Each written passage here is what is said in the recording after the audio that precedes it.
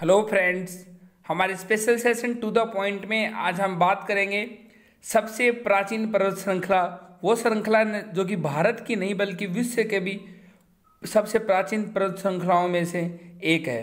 उसका नाम है अरावली श्रेणी, जो कि 3 राज्य और 1 केंद्र शासित प्रदेश में फैली हुई है। राज्य गुजरात, राजस्थान, हरियाणा और केंद्र शासित प्रदेश दिल्ली। और बताएंगे हम आपको इसके बारे में विस्तार से, और बताएंगे एग्जामिनर आपसे एग्जाम में कैसे क्वेश्चन पूछ सकता है अरावली श्रेणी से यानी अरावली श्रृंखला से।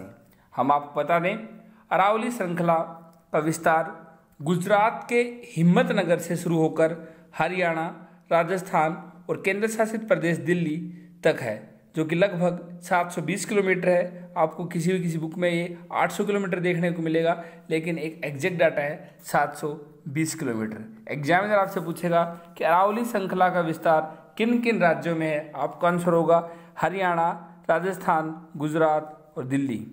इसके अलावा हम बताते हैं इसकी बनावट कैसी है। अरावली रेंज लाखों साल पुरानी है, जिसका निर्माण भारतीय उपमहाद्वीप प्लेट के यूरेशियन प्लेट के मुख्य भूमि से टकराने के कारण हुआ था। ये प्लेट क्या है क्या नहीं है, ये हम आपको बताएंगे विस्तार से ज्योग्राफी में। अभी आप समझने की कोशिश कीजिए कि इस रेंज का निर्माण भारतीय उपमहाद्वीप प्लेट के यूरेशियन प्लेट की मुख्य भूमि से टकराने के कारण हुआ था। आगे क्या है इसकी आयु। कार्बन डेटिंग से पता चला है कि इस रेंज की तांबे और अन्य धातुओं की खानें कम से कम 5वीं शताब्दी ईसा पूर्व की हैं।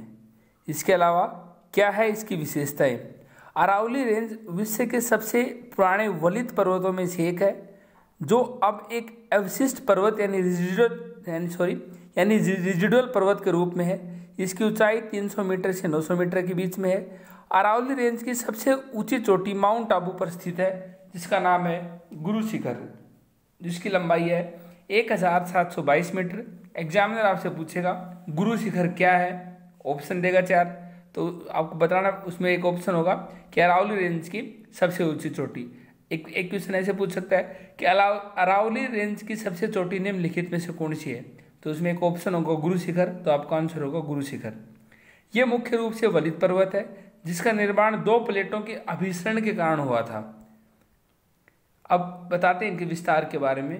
अरावली रेंज को 2 मुख्य श्रेणियों में विभाजित किया जाता है, सांबर सिरोही रेंज और सांबर खेतड़ी रेंज, जहां अरावली रेंज का विस्तार लगभग 560 किलोमीटर है। दिल्ली से लेकर हरिद्वार तक फैले अरावली का ऐदर से भाग गंगा और सिंधु नदी के जल के बीच का भी एक विभाजन बनता है। दिल्ली से गुजरात से दिल्ली तक दर से भाग वो हम देख सकते हैं, लेकिन ऐदर से भाग बताते हैं, जो कि दिल्ली से हरिद्वार तक फैला हुआ है अरावली रेंज का। इसके अलावा क्या क्या महत्वपूर्ण रोल अदा करती है अरावली रेंज। अरावली पूर्व के उपजाऊ मैदान और पश्चिम के रेतीले मरुस्थल के बीच में एक अवरोध के रूप में स्थित है। ऐतिहासिक रूप से ये कहा जाता है कि अरावली रेंज ने थार मरुस्थल को गंगा के मैदान की ओर से फैलने के लिए भी रोक रखा है। इसके अलावा जैव विविधता के बारे में बात करें अरावली रेंज में, इस रेंज में 300 स्थानीय पौधों की प्रजातियां हैं, 120 पक्षियों की प्रजातियां हैं और सियार तथा नेवले जैसी कई विशेष जानवरों के आवास भी हैं। अब पर्यावरण पर क्या प्रभाव पड़ता है, क्या प्रभाव है अरावली रेंज का। अरावली रेंज का उत्तर पश्चिम भारत, इसके आसपास के क्षेत्रों की जलवायु पर विशेष प्रभाव है। ये रेंज मानसून के दौरान बादलों को शिमला और नैनीताल की ओर मोड़ने में सहायता करता है, जिससे उप हिमालय नदियों को जल प्राप्त होता है और इस जल से उत्तर भारत के मैदानी भागों में पानी की प्राप्ति होती है। ये रेंज सर्दी के महीनों में उपजाऊ जलोढ़ नदी घाटियों के मध्य एशिया से आने वाली ठंडी हवाओं से बचाती है, यानी जो ठंडी हवा आती है उन्हीं से बचाती है। उसके बाद ये मानसून में भी इसका बड़ा रोल होता है। ये इसी के कारण उत्तर भारत में वर्षा होती है। इसके अलावा हमने बताया अरावली रेंज के बारे में। अरावली रेंज की सबसे ऊंची चोटी गुरु शिखर।